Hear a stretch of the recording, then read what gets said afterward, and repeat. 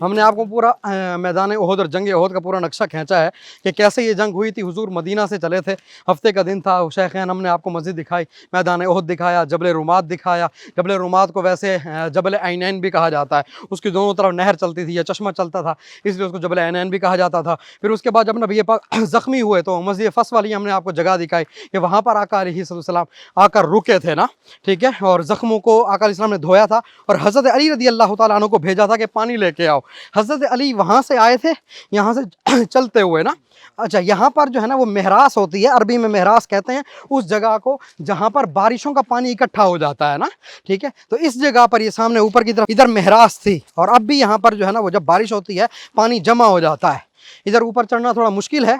تو اس مقام پر پانی جمع ہو جاتا ہے، اور یہیں سے حضرت علی المرتضیٰ رضی اللہ تعالیٰ عنہ پانی لے کر کے آئے تھے۔ آئیے ہم آپ کو جگہ دکھاتے ہیں کہ یہاں پر پانی جمع ہوتا تھا۔ یہ دیکھیں پانی اب بھی تھوڑا سا وہاں پر موجود ہے، حالانکہ بارش یہاں پر ابھی اچھا خاصا ٹائم ہو گیا ہے بارش کو، دیکھیں ابھی بھی یہاں پر تھوڑا سا پانی موجود ہے۔ یہ دیکھیں یہ جگہ ایسی بنی ہوئی ہے کہ یہاں پر دیکھیں بالکل پانی جمع ہو جاتا ہے، تو اس کو عربی میں مہراس کہا جاتا ہے۔ تو یہاں سے آقا علیہ السلام کے لیے پانی لے جایا گیا تھا، اور دیکھیں جب اس کو 15-20 دن گزر جائیں یا 1 مہینہ گزر جائے نا تو پانی تھوڑا سا نا گرین گرین ہو جاتا ہے۔ ابھی دیکھیں یہ ہرا ہرا پانی آپ کو نظر آ رہا ہے کہ جیسے پانی کا رنگ جو ہے نا وہ